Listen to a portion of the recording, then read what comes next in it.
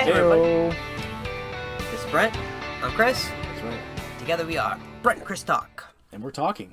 We're working on getting rings, put them together. Oh man, that'd be so cool. Summon Captain America. Yeah, no, right. Captain Planet. Captain Planet, he's a hero.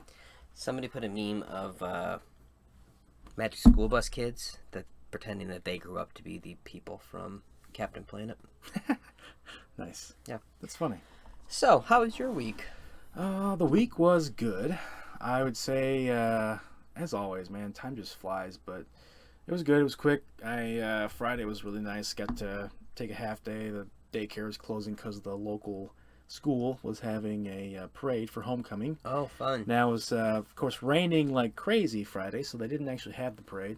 So we didn't go to that, unfortunately, but just got some quality time home with the kids and had some fun with them this weekend doing, the dad thing. And Yep.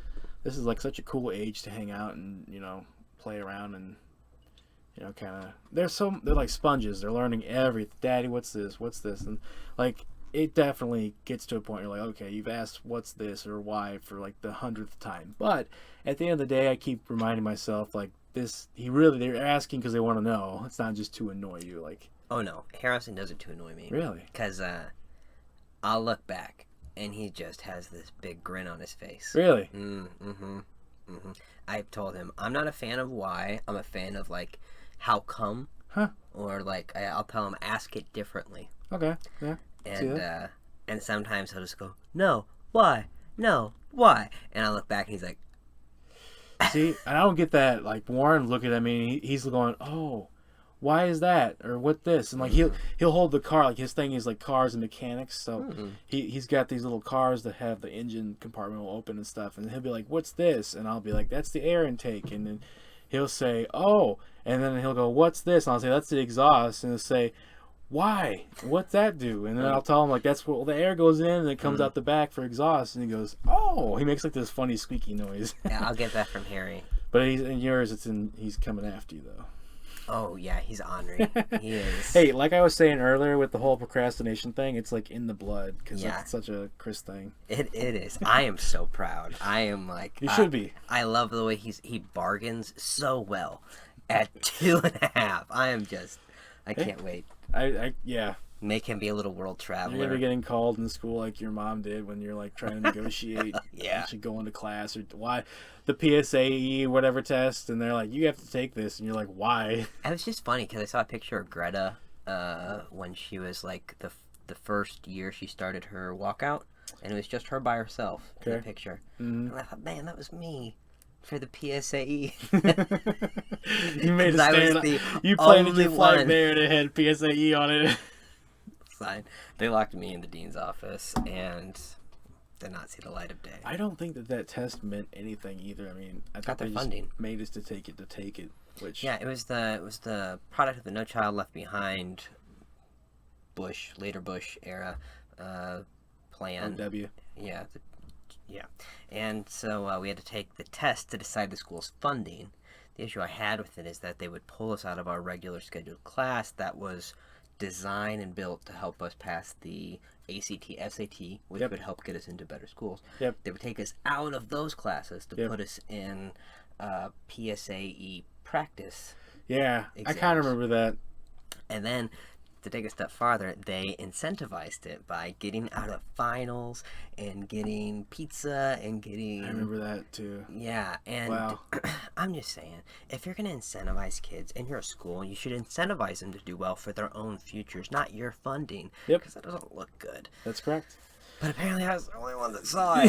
Well, I mean, at the end of the day, the rest of us were like just sheeping along, like screw No this. finals. I know no finals and pizza. We just want to get out of this freaking school. I never had the grades not to... I had to take my finals. Yeah, I was like, no. I I'm forgot gonna need about to get a that grade too. on We that. didn't have to take finals if we had good enough grades. Yep. How? That doesn't seem right either. So, Yeah. So how was your week? Yeah, it was good. Honestly, I'm staying out of Walmart. That's my new thing. I'm shopping other stores. I'm Yep. feeling a lot better about Not that. taking your money there. Taking my money there, keeping Good. it away from the marts of walls. That's right. And Good. yeah, I had again. Chelsea had a terribly busy week. Was working like 10-hour days every day, so I had a lot of long days with the kids during Yeah. the week.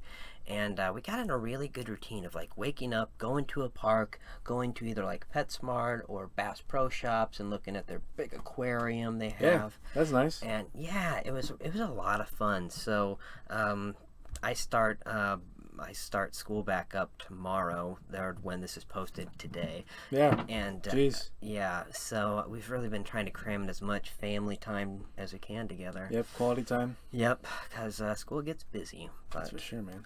onwards and upwards. Yeah. Good. Yeah, that's me. That was my last week of summer, and now we are going to talk about impeachment. Yes. And I'm so excited Yes. about this. It worked out kind of just matter of fact that we brought up the story Yeah. last week. Great. It's amazing.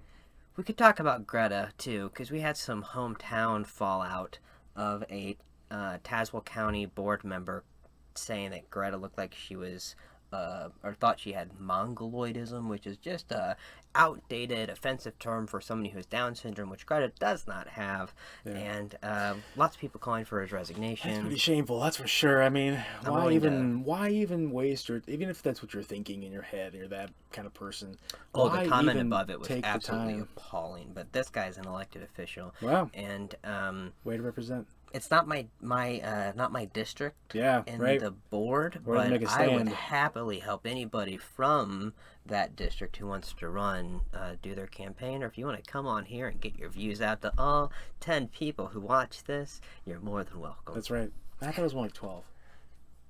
Depends how good the week is. This is going to be a great episode, though, Yep. because after what Trump did, had a little phone call with President Zelensky of Yes. Ukraine, Yes. things have taken a turn for the worse, and now the House of Representatives have launched an official impeachment proceedings. Yep.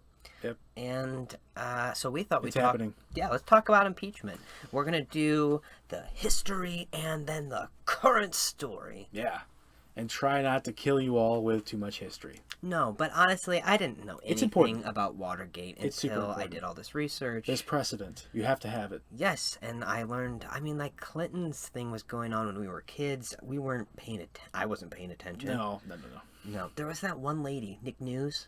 Can't remember her name. She was great. Nick News, shout I out. don't even know if I ever watched that, to be honest with you.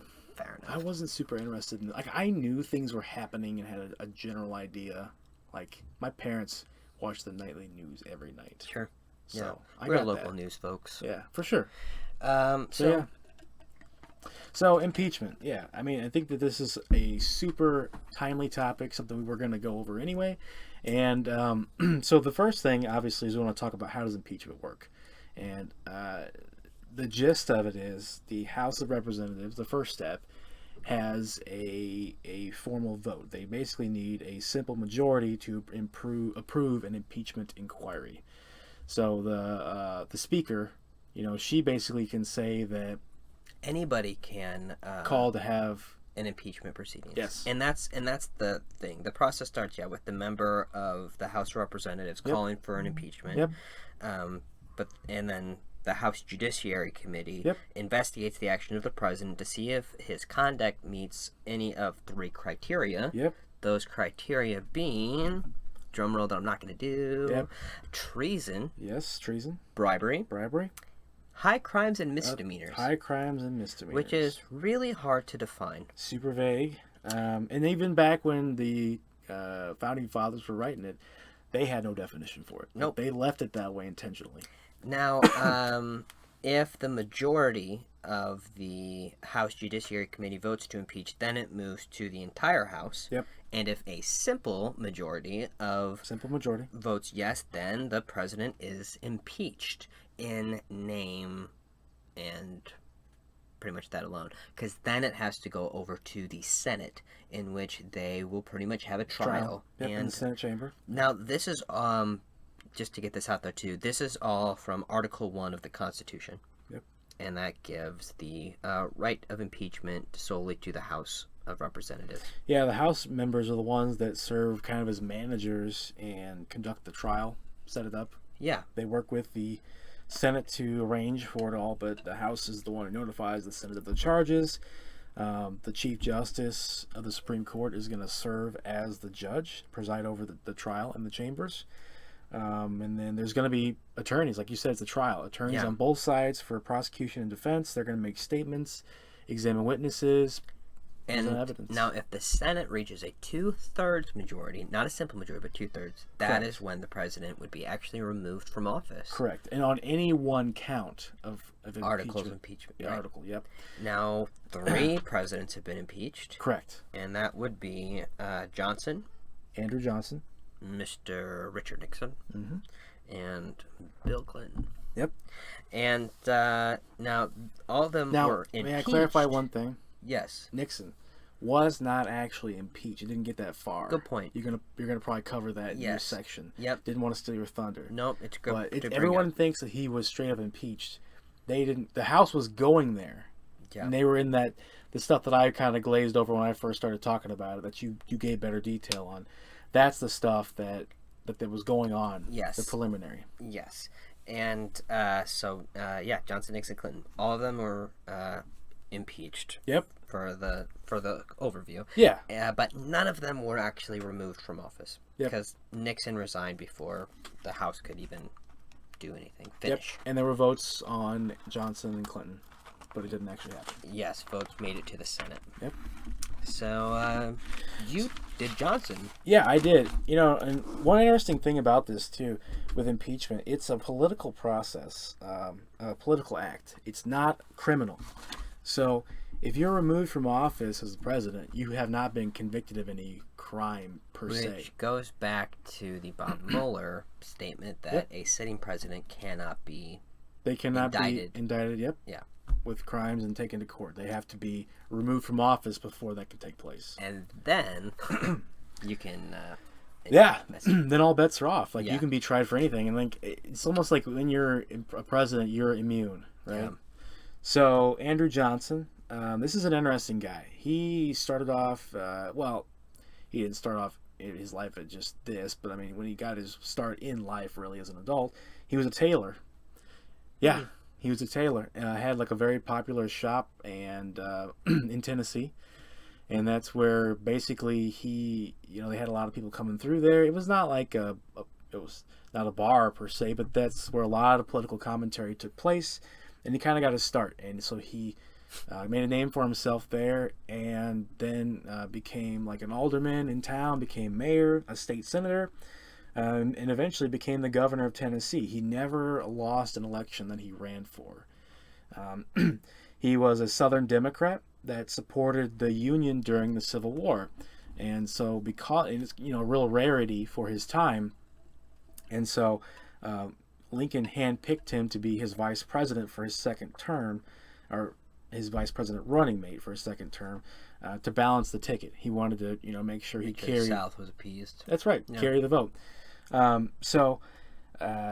Basically that happened.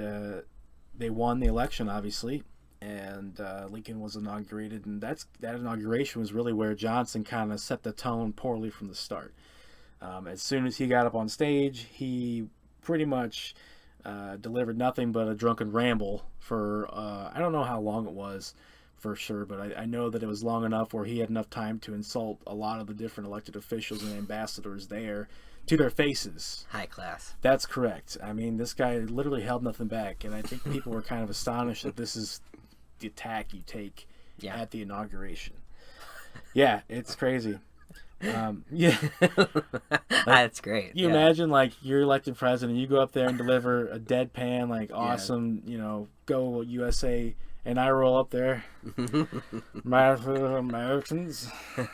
I just fuck that ambassador. What is Lincoln doing? Just pulling his top hat down? Yeah, the huge hat. Did he have it up to cover his entire head? Yeah, I don't know. It is for turtling. You imagine there's probably a lot of people squirming in their seats. Yeah. So it sets a bad tone from the start. 5 weeks after that inauguration, on Good Friday, Lincoln is assassinated.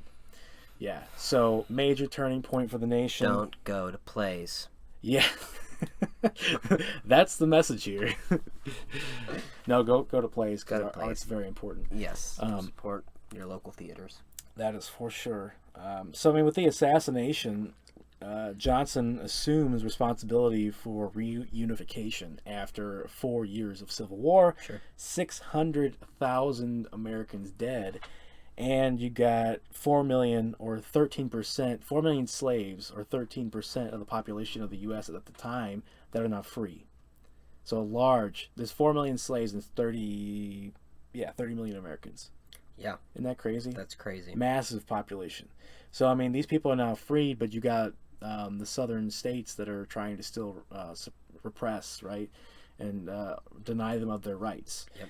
And so because of that, the Congress, which before the election for president, there was midterm elections, and the Republicans brought more people into Congress. So they had a majority of House of Representatives and senators. This is when things are different with the parties. Correct. Yes. Yeah, the Republican, it's kind of like flipped in terms of the agendas. Right.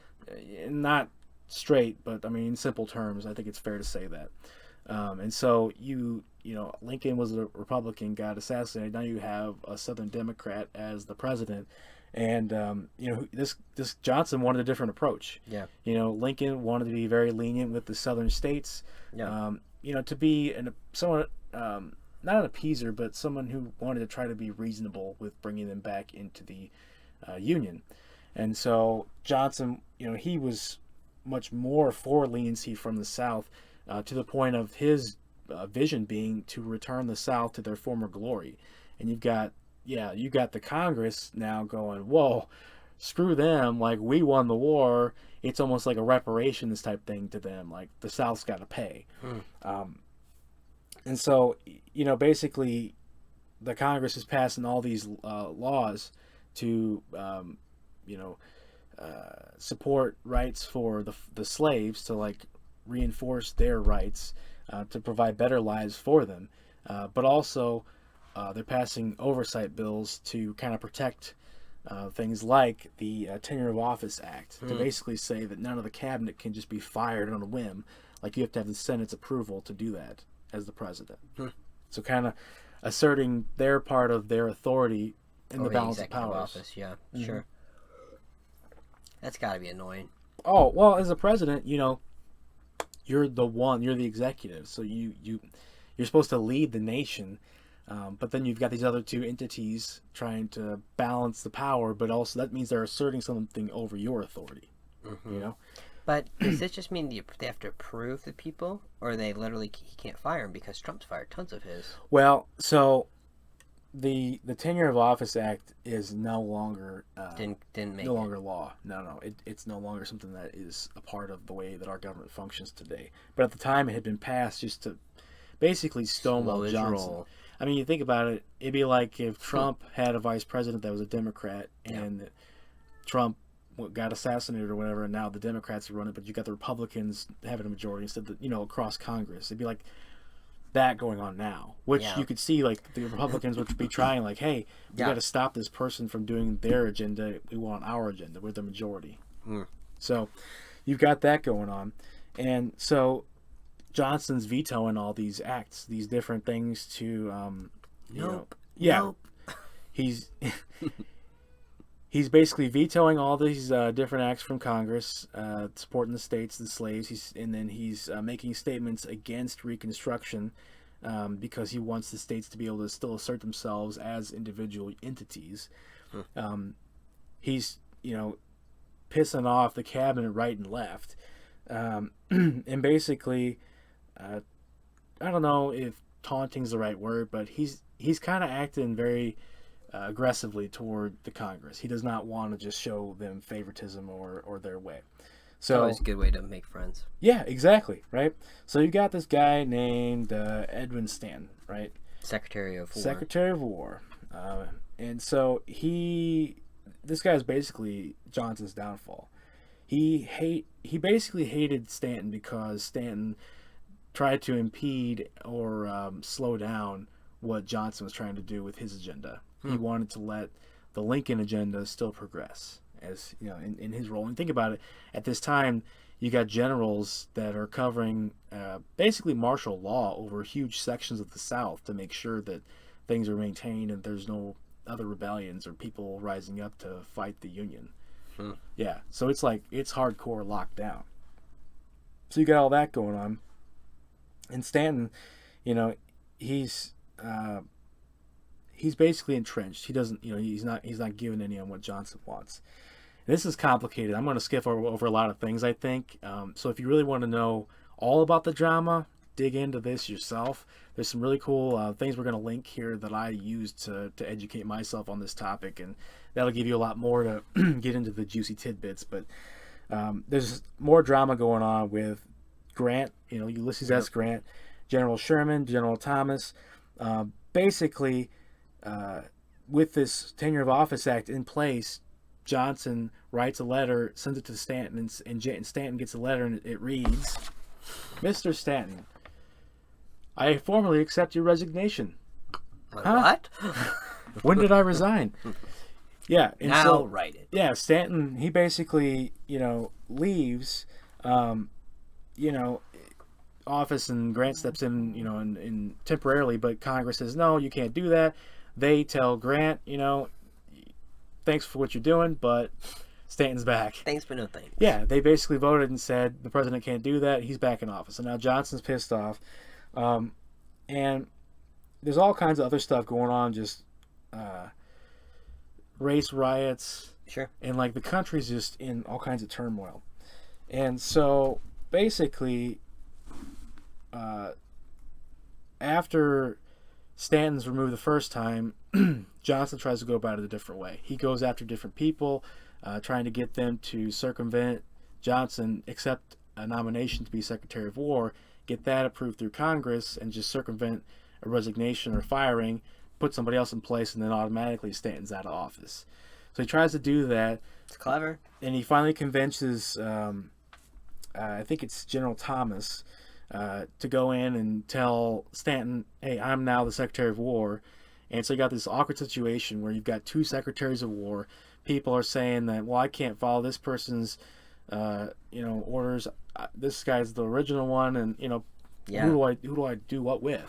And so you basically had Stanton do something really smart. He says, okay, Thomas, come back in an hour. I need to get my things together and get out of here. But basically, he just bought himself time to go to Congress, taking a letter that Johnson had written for Thomas to take to Stanton, saying, hey, this guy, Thomas, General Thomas, is now the new Secretary of War. You're out. So now there's written proof that the president is, again, breaking the law, violating the Tenure of Office Act, and Stanton sends it straight to Congress. So Congress is now like, we're going to impeach this guy for sure this time. They tried once. It didn't stick, mainly because they didn't have all of the information put together in a way that convinced the judiciary, not judiciary, the House of Representatives to push forward with articles of impeachment and take it to trial. So one vote didn't go at all with the House of Representatives, the first step. That's where most time attempts. Thank you. Most attempts, people try to impeach a president, die on the floor of the House. Die on the vine. Or the Judiciary Committee even picks it up. Yep. And that's why I'm getting my words caught up a little bit. This is kind of complicated. So just wait till we get to the Russian names. Oh man, yeah. So basically, you've got, and then I forgot this point. This juicy tidbit. Johnson also removes the two generals that are over the territories down south that they're covering. But there's martial law. He removes the two generals and says, "Hey, South, go have at it. Do what you need to do as states." Yeah.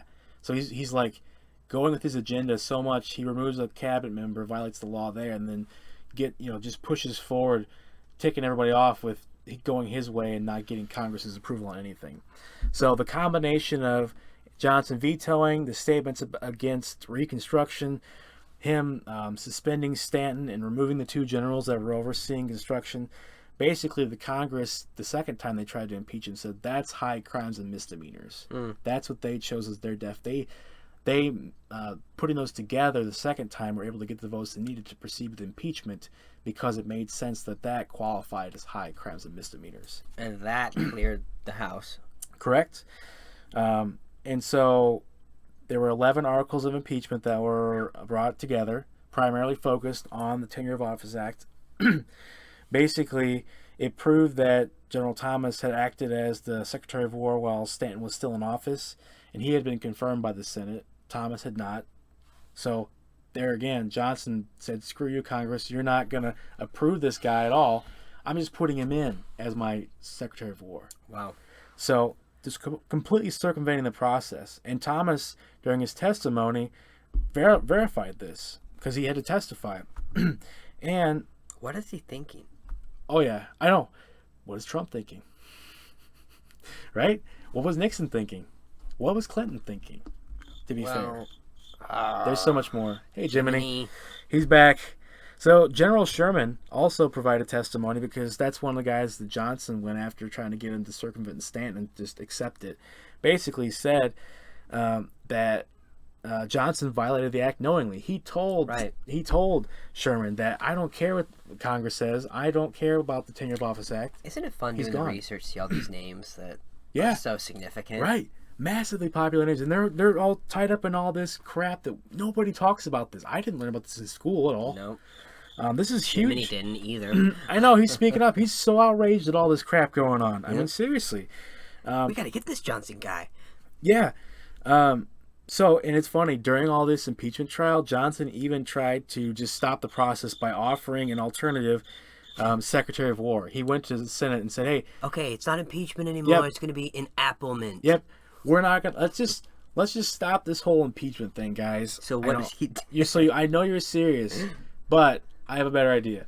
I got a different guy that should be Secretary of War. Forget Stanton. Forget Thomas. I like John Clofield. Okay. Put him, and he was actually well liked. Like, that probably would have worked if he would have followed the right process and for confirmation and all that, to try to get Stanton out, because he hated Stanton for some reason. Like, he, from day one, wanted Stanton gone. I talked to my dad about this a little bit. Yeah. My dad said that Lincoln would say nice things about Stanton, but after Lincoln had died, Stanton didn't say the nicest things about Lincoln either. No, and that's just it. So Johnson just went after Stanton. Sure. Like, one important thing to note is Johnson, he tried during this whole trial to even say that there's a loophole, saying, well, Stanton, I didn't bring him to my cabinet. Right. He was at Lincoln's. He's just remnants. The freaking Senate said, well, you left him in office for like 9-10 weeks, and now you don't want him. You should have just got rid of him from the start. Right? He tried to say there's a loophole in the law. And this is why presidents promise so much on day one. Yep, because they don't understand the law. I don't know. No, it's true, though. Really, like, think about all the stuff you can promise, and when you figure out that you can't do it because you can't just do it. Yeah. Right. Executive orders are only so powerful, and they do get defeated and put down. Like, I think it's important to know. That's what's sad about our... Sorry, getting off topic. No, you're fine. But that's what's sad about today. Is like we depend on the courts to solve these issues because we can't get a Congress that can talk. And it's tied up. Like, takes forever to get it done. Takes forever to get it done. Like, it's not the way government's supposed to work. Yeah, I know. And so Johnson, basically, he was impeached, but not removed from office. Yeah, died in the Senate. Yep, it did die in the Senate, more or less. Like, he was in. They did get him for. What was the percentage in the? Well, it was 35 people wanted to impeach, 19 that did not want to impeach. Okay. And so basically, by one vote, he avoided being removed from office. Because you need simple majority in the House, but 2/3 to be removed in the Senate. Yep.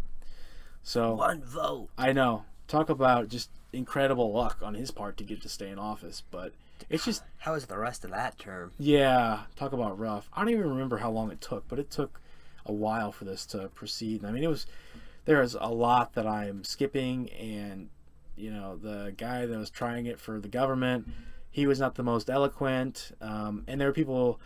He was apparently not the most attractive gentleman either. The people were like slandering him in the press, and like this whole thing was just messy, just messy. So if you want to read something that you're like, what the hell? Like, this reads like the kind of crap you see on TV today. Check it out. Read into it more. It is pretty interesting, to be honest with you. And again, It'll be in the sources. Yeah, I'll post. a video that from the National Park Service that was in particular the most important, I think, with my research and helped me along with that. Park Service. Yep. Awesome. Talk about getting it from the source. So going to Nixon. Ah, yes. I'm not a crook. Oh God, that was actually pretty good. Thanks. I watched it several times. Oh man. Oh my God, did you watch his resignation speech? Yeah, of course. Isn't that great? Yep. I am not a quitter. Isn't that crazy? Jiminy did good too. Yeah, man. So to set the scene, 1971, the Pentagon Papers were released, and this was pretty much through, I'm pretty sure, Freedom of Information Act.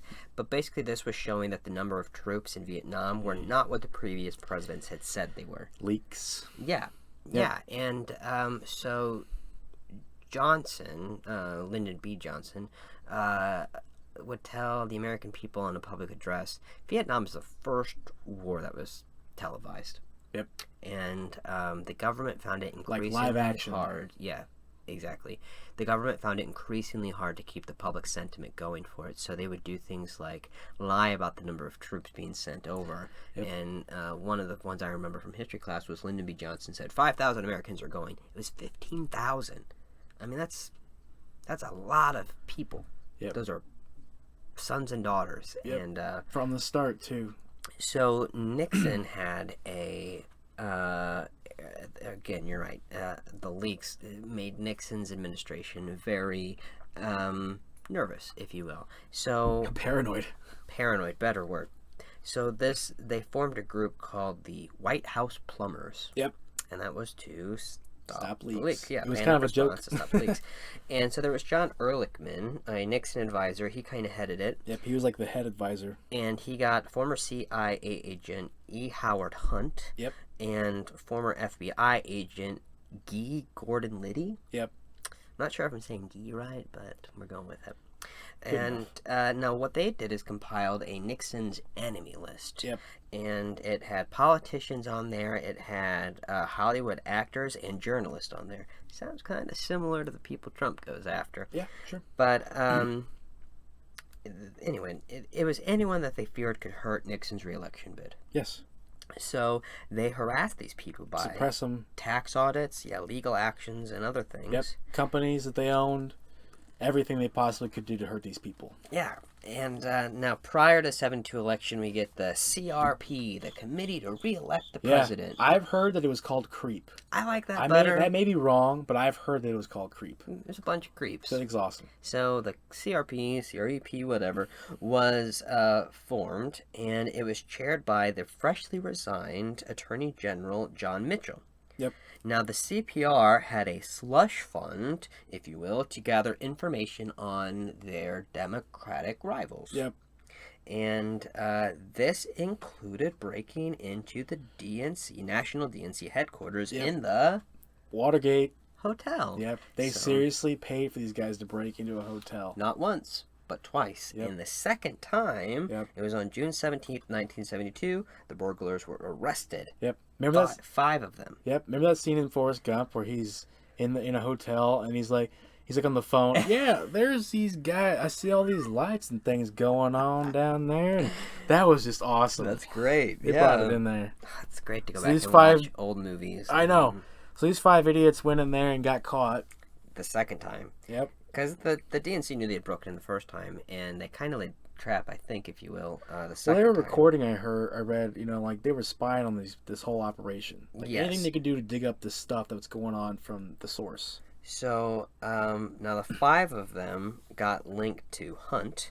Yep. He went by an alias, too. Like, he lied to the police. Yeah. And they caught him. Yeah, so Hunt gets linked to these 5 people, and Nixon had his chief of staff, Bob Haldeman, instruct the CIA to block the FBI. Because there was a rule between the FBI and the CIA that basically said, hey, if anything is going to step on each other's toes, you can call a halt to it. Sure. So he tried doing that. And, because the FBI, wasn't There was actually a tape of Nixon when, the recordings came out during the Watergate investigation. There's a tape of him saying, just have Haldeman tell him to stay the hell out of it. Yeah. Yep. That's good, too, man. Yeah. Good. We're going to be Nixon for Halloween. So I wanted to talk about the Washington Post journalist, Bob Woodward Yep. and Carl Bernstein. Bernstein, yes. Now, with the help of Deep Throat, who was later revealed to be Mark Felt, Talk about a code name. Yeah, Deep Throat. He was the former deputy director at the FBI. Dang. Now, he linked Hunt. He reported on. Okay, so these two, Bob Woodward and Carl Bernstein, Yep. they reported on Hunt's connection and helped implicate the Justice Department, the FBI, the CIA, and the White House in the Watergate break-in. It's a lot. It was a lot. It's a web. So 1972, Hunt and Liddy were indicted, but that was pretty much it as far as nothing happened besides they got indicted that year. And Nixon was pretty much reelected in a pretty big landslide. Right. In 72. He had high, like 60 approval ratings. Now, the trial for Liddy and Hunt began in 73, and that's when several high-level Nixon officials were implicated. Yep. And his approval rating starts to just... Well, they literally had press conferences where I think Nixon or someone of the administration came out and said, anybody, I will not protect anybody that's part of this administration. Right. Nobody's above the law, basically. Yeah. Now, mid-1973, the official investigation starts with Special Prosecutor Archibald Cox. Love that. Great name, Archibald. Archibald. And he proved the connection to the burglary to the White House and the CRP. Yep, Committee to Re-elect the President. And so, CRP, they traced it through the money. Yes. And because slush fund, like you said. Right. Now, the tapes were uncovered, and Nixon... Yeah, all the recordings in the White House, Oval Office. And Nixon claimed executive privilege, has this nice thing where he says, the very stake of the presidency and his ability to have conversations are at stake. Yep. Also sounds very similar. Literally recorded everything he possibly said, including telling people how to perjure themselves to avoid getting caught in this. Yeah. But he tried to unclaim executive privilege. So then there was the Saturday Massacre. Okay. And this is where Nixon fired his attorney general, the deputy attorney general, and Cox. Oh, yeah. On Saturday. Yeah. Trying to stop it. Yeah, right. And so that was, I should say, was the big turning point. Yep, that's when he went nuclear. Yes. And Nixon confirmed, March 74 tapes were released where Nixon confirmed to know about the break-in, and August 8th, 1974, he resigns. Yep. And who takes his place? Because it wasn't his VP, because Spiro Agnew was already gone too, but it was Gerald Ford. And what did Gerald Ford do 1 month later? Pardoned him. You know what happened? So... right before Nixon resigned, he's freaking the hell out, right? He's in the White House, Oval Office, pacing back and forth, sweating his ass off, like, oh, what am I going to do? Ford walks in, and he's like, hey, let's go to the bathroom. So they go into the bathroom, there's 2 urinals there, and they go stand next to one another. And Ford leans over while he's taking a piss, and he goes, hey, if you make me president, I'll pardon you. And Nixon goes, you could do that? And Ford goes, oh, yeah. That's what happened. Wow. I made that all up, but that's what I think happened. And then they cross streams to make it official. We're not going to have any sources for that. No sources for that. And I may be in trouble for saying that. But anyways. Good story. That's all I have on the Nixon impeachment. Yeah. Which I good enough. A lot on that. Yeah, there's a lot of details there too. There's a lot of nitty gritty. Yeah. Now we have Clinton. Yep. Now Clinton, gosh, this was another interesting one. Yep. Clinton's troubles start really in 1978. 78-92, he had this Whitewater development deal, which he got involved with some bad characters. Yep. And basically Clintons didn't have any money, and they got involved with this shady character to try to make some money. Yep. And it kind of starts also. The other thing that's going on... that makes it murky. So that has nothing to do with the impeachment things. Yep. So, it just makes some murky, like, character flaws there kind of thing. Yeah. Now, Paula Jones is a lady who brought charges of sexual assault against Clinton. I believe it was 92. And But it wasn't from when he was president. no, this is when he's governor in Arkansas. Yep. Clinton actually had this really big speech at a Democratic Leadership Committee. It went really, really well, and he went back to his hotel, and then he decided to have Paula Jones come up. And according to Paula Jones, she gets up to the hotel. He exposes himself to her and asks her to kiss it. Yeah. And she like flees the room. And if you watch her tape, she's seems like just a sweet Southern lady. Like that's a shame. Too. Yeah, and now yeah, terrible. Other things are going on, and basically you have a guy named Kenneth Starr appointed as a special prosecutor, and he is originally appointed to investigate the Whitewater development deal. Correct. But it doesn't really uncover anything. Right. They can't directly connect the Clintons to any wrongdoing there. It's been dug up, like, deeply. And so then it moves to Travelgate, which Travelgate had to do with a travel agency the Clintons ran in Alabama. They, I guess, fired the travel people in the White House and replaced them with their own people. And I'm pretty sure they had to undo that. But that was it. That was Travelgate. Okay. And then came Filegate, in which the Clintons were supposed to have erased information that would have connected them to Whitewater. But there was, again, nothing there. Nothing to stick. And it was 3 years. Oh, yeah. $30 million. Yeah, Ken Starr at the end of all this said he would have done it for free. No joke. I know. And this Ken Starr, I guess, was in line, or a lot of people believed that he was going to be a Supreme Court justice. Yeah. And a lot of people think he just had an agenda. Like, he wanted to take down Clinton. That was his goal. I'm not surprised.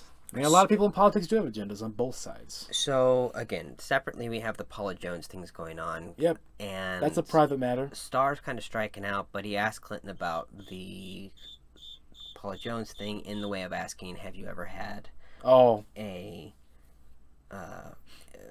affair or something like that while being president? Which he says no. So now under oath. Under oath. And now let's talk about Monica Lewinsky. Monica Lewinsky, who was an aide, and Clinton didn't have a Democratic Congress and at first, and so the Republicans shut down. Oh yeah, the government got shut down. Shut down. We'll go with that. Yep, that's what I know. And because it was shut down, the White House was working on a very limited staff, and one of those limited staff members was Monica Lewinsky, whose job was to bring pizza to the West Wing. And basically, her and Bill Clinton get some time alone together. Yep. Inappropriate things happen between a boss and an intern. Yep. And Monica, if I was listening to the tapes, so Monica has a friend there named Linda Tripp. Linda Tripp is a higher up person, a little bit older, but is friends with Monica. Monica starts talking about her fling with Bill to her. Linda decides to record it all. Yeah. And so Linda Tripp has all these recordings of Monica Lewinsky talking about stuff with Bill. Yep. And she then, Linda Tripp takes her recordings and gets them to Kenneth Starr. Yep. And that basically was like his last-ditch effort to find something. And they impeach him for lying under oath about having relationships. So really nothing like violating a law. And Clinton, like in that regard, like not like going after anybody, doing anything evil. Like he's hurting himself personally. Yes, exactly. Just to be clear. Exactly. And so Clinton gets impeached by the House, and it moves to the Senate, and they only get 45%. So not even close to what Johnson was. Yeah. And because it was personal. I truly believe that public sentiment wasn't with it. Public sentiment wasn't with it. It was 3 years long, and so I'd like to compare it to the Mueller investigation and note that the Mueller investigation stayed very much in a realm. Sure. It did not jump from anything. Like, it's not like he looked at the Stormy Daniels thing to find out that was campaign violations. Correct. There was nothing other than trying to figure out there was connections with the Russian. Yes, and the obstruction stuff came in because it had to do with Comey and right. There were other things uncovered. The McGahn guy. And they got Don McGahn. Don McGahn. counsel. Which I think that's the best count of obstruction. Don McGahn under oath says he asked me to do crazy shit. Yeah. That's crazy shit. Yeah. I know. I'm not surprised though. It feels like Trump's probably the kind of president who says like all this illegal shit and is okay. What of that can I actually do? Like, I'm being honest. I know. And Clinton again actually gained seats in his Congress After the thing. His approval ratings went up during it. Yep. It was just. Yep. People saw him as a victim because, like, at the end, like I said, it's a personal matter. Like, people should have felt bad for Hillary and his family. Yep. And again, Chelsea. A lot of people argue that it was an impeachable offense. High crimes and misdemeanors. How did that meet high crimes or misdemeanors? He didn't commit treason, right? He didn't commit bribery. So it's got to be a high crime or misdemeanor. And they said that lying under oath was the high crime or misdemeanor. So that is reaching. And yeah, technically it is correct, but definitely not going to remove the guy from office for that. And somehow it was still 45%. He's still a super popular president. It's really interesting just doing the research of Congress and how they've changed over time. Like, we have a guy who used to be the majority leader, whatever, Bob Michael. And I was just reading about him in kind of relation to the story, and he was known for, like, working across the aisle. He would, like, go out to golf or go to card games with Democrats, and he would work with them. And it was Newt Gingrich that, like, called him out and said that he was too soft on the Democrats and stuff like that. Of course Newt did. Yeah, Newt was just This is the guy. aggressive. Newt Gingrich is the guy who was saying he's preparing himself to become president during the impeachment trial. Yeah, right. It was sick. So... Yep. That's Clinton's thing. Brings us to today. And yes, again, why we probably have done this show is Trump. Yep. And everyone's screaming, impeach the president. They have for a long time, right? You've had some, what I would call fairly rogue Democrats calling for impeachment for a long time now. That started a long time ago when things were not really close to where they are today. When things were happening, we're like, yeah, this is exactly what we expected, but it's not like off the freaking rails. But slowly that train has started jumping the track. More and more cars are like just flying off. Yeah, I was going to say this statistic at the end, but according to The Hill, 60% of Americans think what Trump did in his conversation with the Ukrainian president was troubling. Correct. It is troubling. Like, I mean, if you think about it, anybody else, Clinton, if she would have gotten elected president and she would have done this, do you think for 1 second the Republicans would not think the same thing? Yeah. I mean, seriously. I'm not trying to play sides with this. This is alarming. To like call off aid. Like, let's get into it. So the details. Call with the president of Ukraine. So I'll get to some of the transcript. Let's do a quick overview of the timeline we're working with here. Yeah. July 25th. Yep. Trump speaks to Ukraine leader in a 30-minute phone call. Yep. August 28th, there is about $400 million of aid frozen. Yep, on Trump's order. That Congress doesn't know why. It was frozen. And September 1st, Pence has a meeting with the president of Ukraine, which is Zelensky. Yep. And September 9th, Congress learns of a whistleblower complaint about the call. Right. But it's blocked by the Trump administration from viewing it directly. Yep. September 11th. Executive privilege, right? Right. September 11th, military aid for Ukraine is cleared and released by the Department of State and the Pentagon. Yep. September 19th, sorry on the dates, guys. Yeah, it's a lot of stuff, but its timeline's important. Yeah, September 19th, Giuliani on CNN admits he has talked to the Ukrainian officials about Biden. Yep. September 23rd, Trump confirms that he withheld aid from Ukraine, citing concerns about corruption. Right. But then on the next day, September 24th, Trump claims the aid was withheld so other countries would pay more. Right, leverage to get them to pay more. Which was referenced in the transcript of the call. He did say that he wanted other countries to pay more. Does not reference that is why the aid is frozen. No, not at all. Yeah. Not at all. I'm just saying, like, that did come up. Now, let's do the whistleblower complaint? Yeah. Okay. What's the problem with this call? We think it's an ex-CIA officer, and this story has changed so much. Yeah, that's rumor. We don't know for sure. So it accuses Trump of using the power of his office to solicit interference in the 2020 election, characterized characterized the president's actions as serious, flagrant problem, Yep. which is important because of something I'll get to later. Yeah. He claims from several senior White House officials had intervened.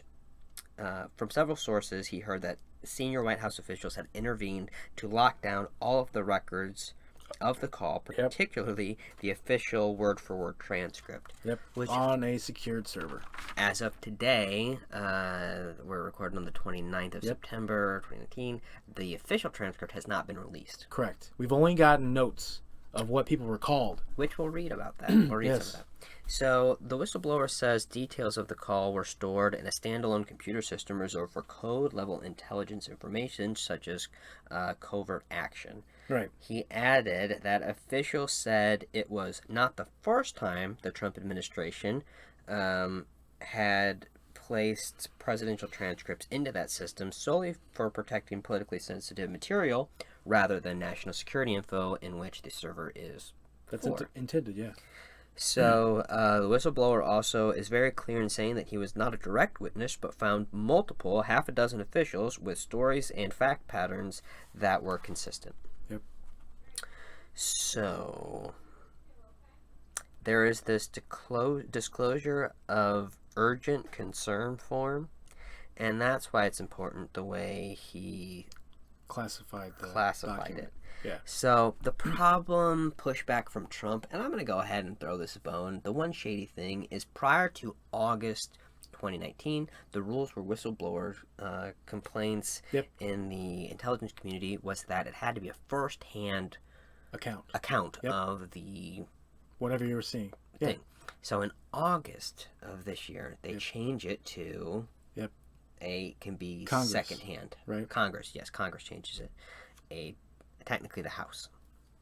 So there's Democrats change it so they can have second-hand accounts become whistleblower complaints. Changed it on August 19th. It's the Intelligence Community Whistleblower Act, if you want to look it up. So that happened on the 19th, and then this call happened when? The call happened the first was July the 25th. Yeah. So there you go, boom. Like before, like right around when this is all happening. I know. Super convenient. And I hate to say it, that doesn't look good for the Democrats, is if they would have had some insider knowledge to this.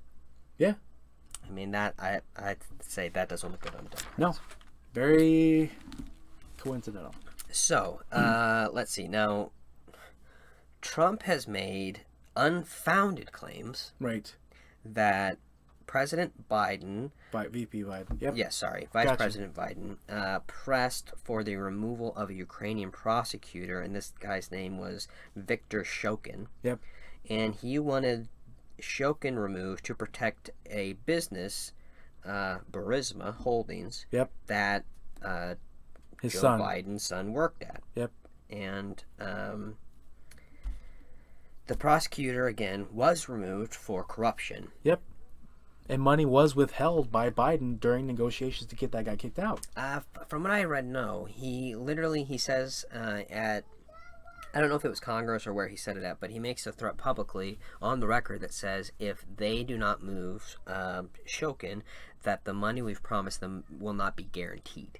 And supposedly he's removed an hour later. Okay, I'll buy that. But there were a number of Western bodies, including the EU, that pushed for Shokin to go. Right. Biden was not alone in this. Because the guy was corrupt. They had to get him out. He was soft on corruption. So, and Shokin was doing a investigation into Burisma Holdings, where Joe Biden's son did work at. Mm-hmm. But when Shokin was replaced, the investigation continued for another 10 months. Right. I've heard some people push back and say that the guy they put in charge wasn't qualified, but... Yeah, but the investigation wasn't even... It was into the company. It wasn't into Biden's son. It was not into Biden's son at all. It was into corruption at Burisma Holdings. Mm-hmm. So Biden did, again, Joe Biden did issue an ultimatum to Ukrainian president to dismiss Shokin or lose U.S. loan guarantees. And there you go. Shortly thereafter released. So that had been misconstrued. Yes, a BBC interview with with Ukraine's foreign prime minister. He was prime minister at the time of this. He said the sacking was only for corruption, and said that all Western powers were pushing for it. Yep. So again, this is not like a personal favor, which Trump is accused of having like a quid pro quo. What the White House released implied a quid pro quo, and he asked for a favor outright. Yes.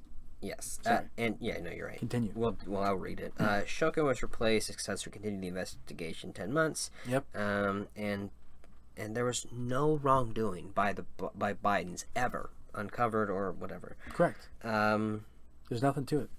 And the House Intelligence Committee has subpoenaed Mike Pompeo. Yep. Because he's in the middle of all this. A lot of them are in the middle of this. And that's the general overview, and that gets us to some of the problems with this, because first off and foremost, I have to get this out there, Rudy Giuliani does not work for our government. Nope. He works for Personal Donald Trump. president. He is a personal lawyer. Attorney. And it's crazy because he's talking to Ukrainian officials. Yeah. For the president. Trying to get the dirt. I and read admitted to it. I read the transcript, and from the one that was released, the phone call. I also read the whistleblower's complaint too. Was the transcript released, or Not the official? Oh, you're talking about the notes. The notes. Okay. Yes. From that, and it says one other thing that from the whistleblower. This is from the whistleblower complaint. It says during the same timeline, multiple U.S. officials told me that the Ukrainian leadership was led to believe a meeting or phone call between the president and President Zelensky would depend on whether Zelensky showed willingness to, quote, play ball, end quote, on issues that had been publicly aired by Mr. Lutsenko and Mr. Giuliani. And that's the whole thing where we talked about some Ukrainian people had hinted that had been done, but may have been walked back since then.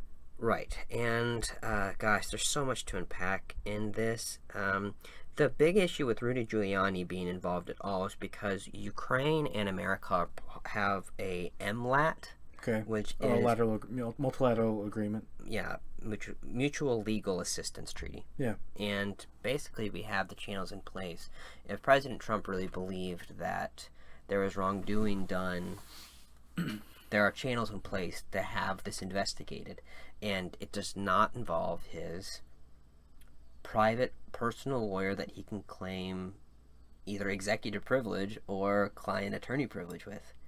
Like, we do not know what Giuliani is saying to these officials on behalf of our president, and that is troublesome. Yep, that's correct. A lot of people are saying that this is just getting pinned on Giuliani. Sure. But kind of dug himself a hole, though. Yeah. Can I read you some of the phone call transcript? And again, this is not the official. This is notes. Like, we don't have the official transcript. Yep. This is from President Trump. I will say that we do a lot for Ukraine. We spend a lot of effort and a lot of time, much more than European countries are doing, and they should be helping more than they are. And he goes on to say, Germany does almost nothing for you. All they do is talk. I think it's something that you should really ask them about. When I was speaking to Angela Merkel, she talks about Ukraine, but she doesn't do anything. A lot of the European countries are the same way, so I think it's something you want to look at. But the United States has been very, very good to Ukraine. I wouldn't say that it's reciprocal necessarily, because things are happening that are not good, but the United States has been very good to Ukraine. And I don't know. I don't like the way that sounds, even starting. Honestly, you can read it however you want, but the problem is I don't think that things like this should be so suspect, right? Like, you can mince words however you want, but you shouldn't be dancing around crap and, like, say what you mean. You know what I mean? And this is where Trump asked for the favor. Yeah. Trump says, I would like you to do us a favor, though, because our country has been through a lot, and Ukraine knows a lot about it. I would like you to find out what happened with this whole situation with Ukraine. They say crowd strike, and then it's ellipsis. We don't know what else he says about that. Yep. I guess you have one of your wealthy people, ellipsis, the server, comma, They say you have one. Oh, they say Ukraine has it. There are a lot of things that went on, the whole situation. I think you're surrounding yourself with some of the same people. I would like to have the Attorney General call you or your people, and I would like you to get to the bottom of it. As you saw yesterday, that whole nonsense ended with a very poor performance by a man named Robert Mueller. An incompetent performance. But they say a lot of it started with Ukraine. Whatever you can do, it's very important that you do it if that's possible. So, he says, this is Zelensky now, the president of Ukraine.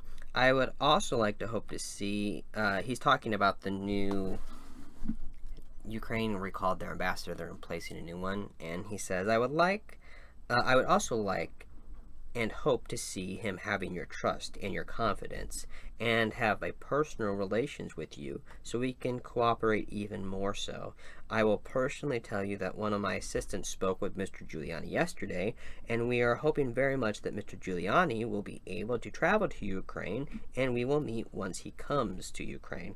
I just wanted to assure you once again that you have nobody but friends around us. I will make sure that I surround myself with the best and most experienced people. Why is Giuliani talking to the president of Ukraine or the officials? What is he saying? Why is he in the middle of all this? So now, remember the prosecutor's name, Stolkin? We talked about him.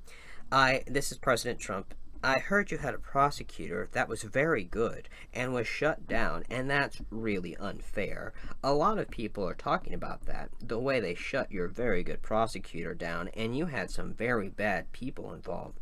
Mr. Giuliani is a highly respected man. He was the mayor of New York City, a great mayor, and I would like him to call you. I will ask him to call you along with the Attorney General. Rudy very much knows what's happening. What does that mean? Rudy very much knows what's happening?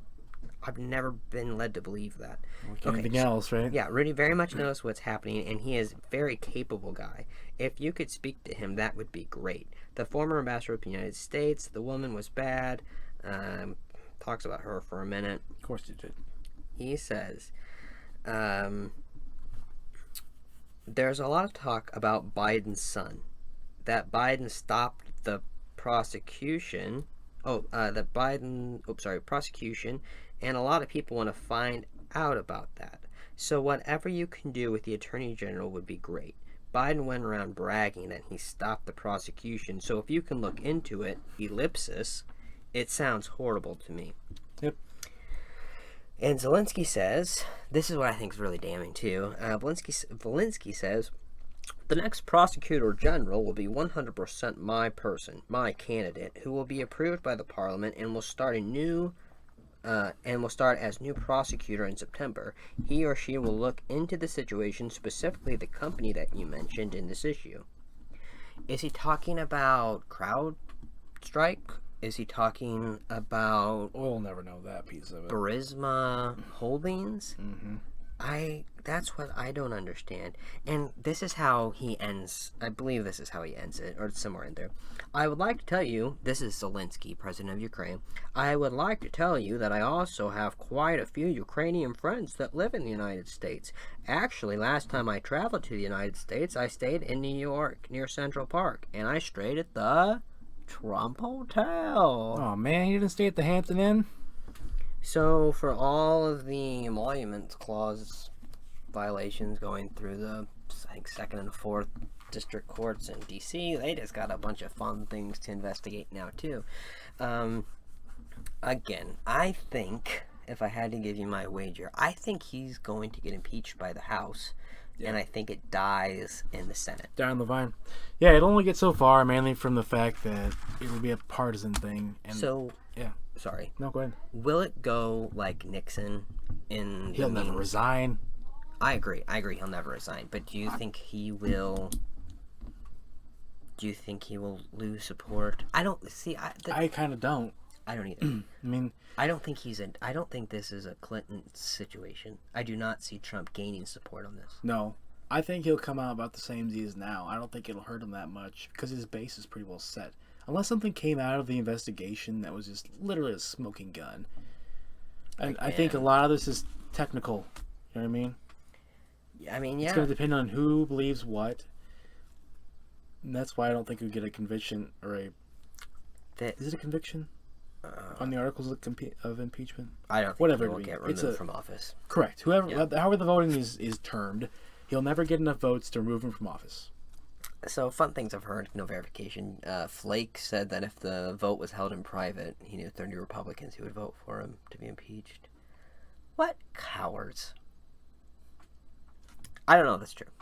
It was one of those clickbaits that you just want to hope that you're like, that's not even impossible. Like, if these people really felt that way, they should not be supporting the guy. I mean, come on. And that's what I struggle with the most. Trump is the Republican Party now. We've talked about it. Yep, I agree with you. It's bad news bears. So, we'll see how it plays out. I mean, it'll be really interesting. What are your thoughts? Any wagers? Oh, if I had to bet anything on it, I would just say that the House will come up with some articles of impeachment. I don't know how many, to be honest, based on this whole thing. That's what I think is going to be interesting. I really hope they rope in obstruction of justice. They'll probably have several there, but I don't know how far they can take. It depends on if it goes like Johnson. If they try to bring in multiple different angles on it. If they're smart, they'll try to come up with as much as they can that is reasonable, right? That is based in fact. I don't want them going after him in like a fool's errand. I guess that was my point. Like, Ken Starr went too long and dallied and got into a different thing. Like, but look at the result. It'll be the same thing. Like, if there was ever a chance to get... This is one where he could be removed from office if they could prove something, right, that was illegally done. I don't think so. And even when they can, like with Johnson, sorry. Nope. Even with Johnson, when he did violate the law twice, they still had one vote. By one vote, could not get him out of office. Right. So he will never be removed from office. So yeah, my bet is the House will have multiple articles of impeachment. It'll go to trial. Hopefully it's a fairly brief trial because he's going to be out of office anyway soon from the election anyway, I hope. And he will not be removed from office. He'll see out his term, and then the next president will come in. That's my thought. Can I throw the 1 in a million odds? Go for it. I think he uses this as a way to replace Mike Pence. How? He was doing that public talk, and he's like, you should look at Pence's phone calls. He roped Pence into this out of nowhere. Oh, see, I haven't heard that one yet. That's fun. Oh, yeah. That was out of Trump's mouth. Wow. If they're going to look at these, they should look at Pence's phone calls with him, too. What? Pence was at home with mother like, what? And spit out his mayonnaise. Wow. And so I think Trump would do much better if he ran with Nikki Haley. Oh yeah, I mean she's solid. Man, she'd be such an idiot to try to run with him though. If she ran with somebody else, yeah, she could definitely be a VP or president. I mean, you have to think of it like this. I know it's not always the case, but traditionally the incumbent's VP takes the nomination if he has a second term. That means Pence. Don't move over Pence. You would think that. The other thing I think is 1 in a million chance. Let's just dream big here, Democrats and fellow people who don't like Trump. If we get Trump impeached and we can prove that Pence had something to do with it, that his Attorney General had something to do with it, you know who the next person in line is? Speaker of the House. We could end up with President Pelosi. That would tick people off. There's your 1 in a million odds. I know, but that actually happening. So again, things we didn't talk about, like that necessarily, but some of the problems they're going to talk about in this whole trial is when the Inspector General got the complaint, he didn't take it immediately. Yep, he thought it'd be under executive privilege, so he took it to the White House. And the White House is in. I know. And so I think he really had to in that. I don't necessarily disagree with that one. I think it's questionable because they're implicated. Who is he going to take it to, though? I don't think he had to take it to them. Who was he going to take it to, though? To the whatchamacallit. The committee that he wouldn't... Yes, the Intelligence Community Whistleblower Act lays out the groundwork for what he's supposed to do, and I don't think that included taking it to the White House counsels, especially since they're the ones who possibly put it into a secure Oh, hit it. server. Yeah, I get what It's you're like we're saying letting there. the people that are implicated decide whether or not it was a viable complaint. I'm not saying you're wrong there. I don't think he was wrong in justifying his action in that and I think right they did do what he said with holding it as an executive privilege type Yeah. item. So I mean that whole thing, I think because I think he would have broken the law if he would have just released it somehow. Like they could have gone after him for that. I'm not totally sure on that. I'm just saying I think Yeah. I'm not gonna get hung up on it. I just think that I see this going probably like more minor. my main belief in this is it goes one of three ways. We either get bribery because he's asking Ukrainians to do favors, he held back aid, and I've seen reports that say Ukrainian officials didn't know the aid was even frozen. I think that's BS because we don't know what Giuliani had said to them. We didn't, and I there's a lot of meetings that happened that we don't know what went down in those meetings. So I don't think it's fair to say what they knew and what they didn't know on both sides generally right now. Yep. I think we need to get the whistleblower to come forward. Yep. I think he needs to drop names so we Investigation can needs to happen. get those people to come forward. Yep. I think we're in really dangerous territory though with the way that whistleblower act is set up right now. Yeah. I mean, if it's secondhand accounts, it could be anybody. I know, and I don't necessarily love that either. I know that doesn't sit good with me. No. So I just the investigation is going to be critical with understanding what's going on. And I mean, people sit there and say, "Why investigate this? He did nothing wrong." Like, look at those transcripts and I totally, when I read the notes, and again, this is not the official transcript of what exactly verbatim was said. This is just people's recollections and their notations compiled into a document that was classified, that they declassified after they took out some tidbits here and there. Okay, I read that article too. That ABC, Fox, all these people took out words from the transcript and put them back to back. You can get the transcript, people. Okay, I don't think that's on them. Like they have a 5-10 minute take on the news thing. They're gonna make it interesting. Yeah. Like if you feel affronted that you're not getting a good story, look it up for yourself. Sure. That's what we do. And I'm going to get on a high horse about that because it's important that you know. And I think it's unfair to say they left out information in something you were clearly able to go research yourself. Mm-hmm. I Gotta don't get know out if there. you feel the same. Gotta Fox did it too. That's my other go-to. It wasn't just the liberal-leaning ones. Yeah. Fox did it. They wanted to make a story out of it too. So I think that's interesting. I don't know. I think this goes down. I think it goes down either for the bribery or they're going to do high crimes and misdemeanors and just say that what they did by storing it on the servers was illegal. That I think that it classifies as obstruction. Well, yeah, and I mean, I think they're going to try to go after the cover-up type thing, and then they're going to go after. It'll be, I think, more high crimes and misdemeanors than anything, because then they could, the whole bribery thing. I mean, you could talk about what the implied quid pro quo, but I think that maybe it'd be easier to make their case under the high crimes and misdemeanors approach. And talk about the servers? Yeah. Because it's cover up. Well, all of it probably under that, I think. The only issue I have with that is it illegal? Don't know. I don't know either. Was it illegal? It's not illegal to get a blowjob in your office from an intern, No. but it's illegal to lie under oath. about it under oath. It's illegal to cover up and to hide illegal acts. So if they did that when they put it on the server, then yeah. And the question is, it gets down to what was actually said. What was said. So it's gonna unravel, people, and it's gonna keep going. Trump is claiming witch hunt already. He shared the Federalist paper about the changing of the Whistleblowing Act, which again, I don't like either, I'm not gonna lie, but I don't think that negates any of the information. I don't think this kills the story. I think it's gonna keep going. I don't think it does either. It's a minor issue. It's not great, but... And, man, we're under an hour and 15. I feel like we got this. Quick episode for you It's guys. happening. Succinct. We did the cover To the point. of impeachment. Laid the foundation. Johnson, Nixon, Clinton, Trump. I think so. But we'll find out. So, tune in next week. We're going to do... I'm down for what you sent. The lobbying.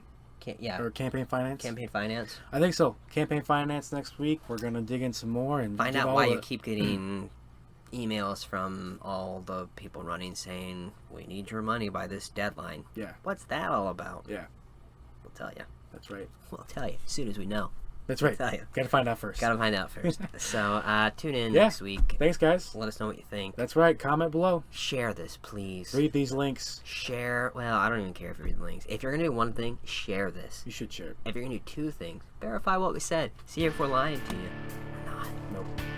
Have a nice day. Have a nice week. Till then, Brent and Chris talk.